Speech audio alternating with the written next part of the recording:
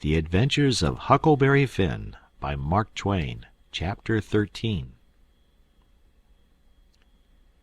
Well, I catched my breath and most fainted. Shut up on a wreck with such a gang as that. But it warn't no time to be sentimentering. We've got to find that boat now. Had to have it for ourselves. So we went a-quaking and shaking down the starboard side, and slow work it was, too. Seemed a week before we got to the stern. No sign of a boat. Jim said he didn't believe he could go any further. So scared he hadn't hardly any strength left, he said. But I said, come on. If we get left on this wreck, we are in a fix, sure. So on we prowled again. We struck for the stern of the Texas and found it, and then scrabbled along forwards on the skylight, hanging on from shutter to shutter, for the edge of the skylight was in the water. When we got pretty close to the cross-hall door, there was the skiff, sure enough. I could just barely see her. I felt ever so thankful. In another second I would have been aboard of her, but just then the door opened. One of the men stuck his head out only about a couple of foot from me, and I thought I was gone. But he jerked it in again and says, "Heave that blame lantern out of sight, Bill." He flung a bag of something into the boat, and then got in hisself and sat down. It was Packard. Then Bill, he come out and got in. Packard says in a low voice, "All ready, shove off." I couldn't hardly hang on to the shutters, I was so weak. But Bill says, "Hold on. You go through 'em?" "No, didn't you?" "No, he's got his share of the cash yet." "Well, then, come along. No use to take truck and leave money." "Say, won't he suspicion what we're up to?" "Maybe he won't, but we got to have it anyway. Come along." So they got out and went in. The door slammed to because it was on the careen side, and in a half-second I was in the boat, and Jim come tumbling after me. I out with my knife and cut the rope, and away we went. We didn't touch an oar, and we didn't speak nor whisper, nor hardly even breathe. We went gliding swift along, dead silent, past the tip of the paddle box and past the stern. Then in a second or two more we was 100 yards below the wreck, and the darkness soaked her up, every last sign of her, and we was safe and knowed it. When we was 300 or 400 yards downstream, we see the lantern show like a little spark of the Texas door for a second, and we knowed by that the rascals had missed their boat and was beginning to understand that they was in just as much trouble now as Jim Turner was. Then Jim manned the oars, and we took out after the raft. Now was the first time that I begun to worry about the men. I reckoned I hadn't had time to before. I begun to think how dreadful it was, even for murderers, to be in such a fix. I says to myself, there ain't no tellin' but I might come to be a murderer myself yet, and then how would I like it? So says I to Jim, "First light we see we'll land 100 yards below it or above it, in a place where it'll be a good hiding place for you and the skiff, and then I'll go and fix up some kind of a yarn, and get somebody to go for that gang and get them out of their scrape, so they can be hung when their time comes." But that idea was a failure, for pretty soon it begun to storm again, and this time worse than ever. The rain poured down, and never a light showed. Everybody in bed, I reckon. We boomed along down the river, watching for lights and watching for our raft. After a long time the rain let up, but the clouds stayed, and the lightning kept whimpering, and by a flash showed us a black thing ahead, floating, and we made for it. It was the raft, and mighty glad was we to get aboard of it again. We seen a light now away down to the right on shore, so I said I would go for it. The skiff was half full of plunder which that gang had stole there on the wreck. We hustled it onto the raft in a pile, and I told Jim to float along down and show a light when we judged he had gone about 2 mile, and keep it burning till I come. Then I manned my oars and shoved for the light. As I got down towards it, 3 or 4 more showed, up on a hillside. It was a village. I closed in above the shore light and laid on my oars and floated. As I went by, I see it was a lantern hanging on the jackstaff of a double-hull ferry-boat. I skimmed around for the watchman, a-wondering whereabouts he slept, and by I found him roosting on the bitts forward, with his head down between his knees. I gave his shoulder 2 or 3 little shoves and begun to cry. He stirred up in a kind of startlish way, but when he see it was only me, he took a good gap and stretch, and then he says, "Hello, what's up? Don't cry, bub. What's the trouble?"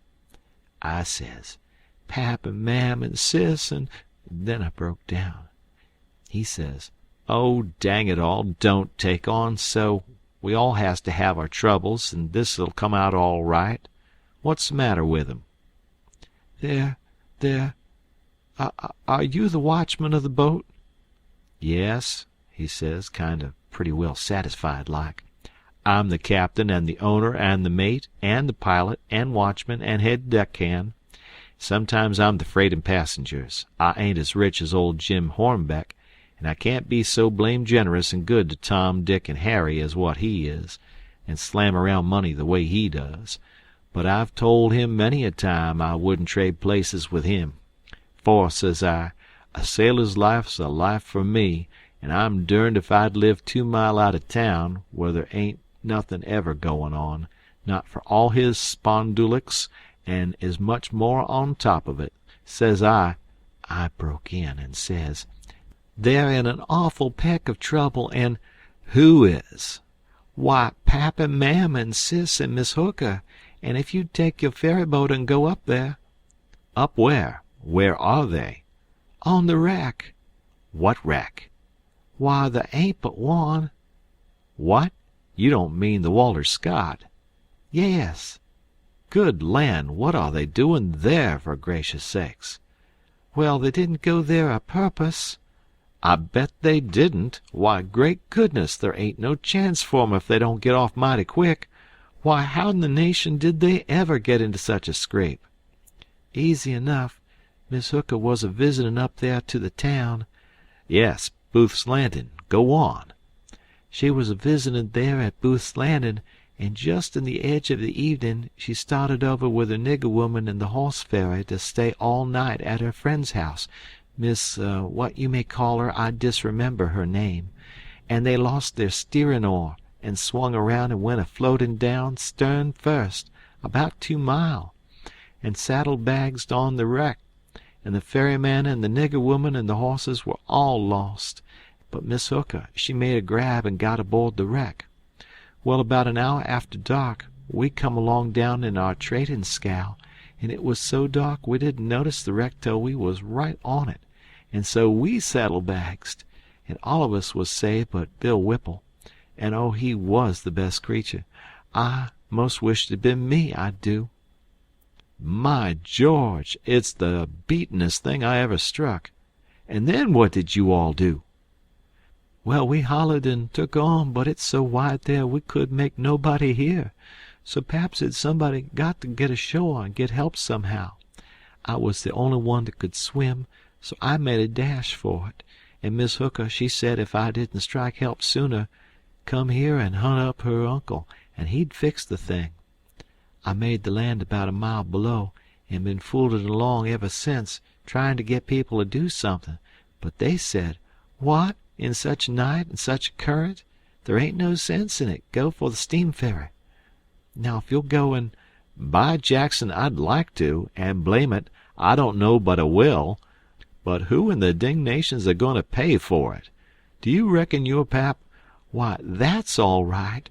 Miss Hooker, she told me, particular, that her Uncle Hornback—" "Great guns! Is he her uncle?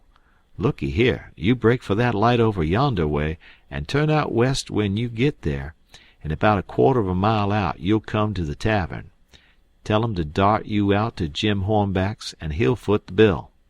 And don't you fool around any, because he'll want to know the news. Tell him I'll have his niece all safe before he can get to town. Hump yourself now. I'm a-goin' up around the corner here to roust out my engineer." I struck for the light, but as soon as he turned the corner I went back and got into my skiff and bailed her out, and then pulled up shore in the easy water about 600 yards, and tucked myself in among some wood boats, for I couldn't rest easy till I could see the ferryboat start. But take it all around, I was feeling rather comfortable on accounts of taking all this trouble for that gang, for not many would have done it. I wished the widow knowed about it. I judged she would be proud of me for helping these rapscallions, because rapscallions and deadbeats is the kind the widow and good people takes the most interest in. Well, before long here comes the wreck, dim and dusky, sliding along down. A kind of cold shiver went through me, and then I struck out for her. She was very deep, and I seen in a minute there warn't much chance for anybody being alive in her. I pulled all around her and hollered a little, but there wasn't any answer. All dead still.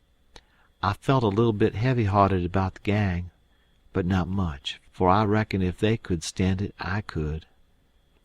Then here comes the ferryboat, so I shoved for the middle of the river on a long downstream slant, and when I judged I was out of eye reach, I laid on my oars, and looked back and see her go and smell around the wreck for Miss Hooker's remainders, because the captain would know her Uncle Hornback would want them.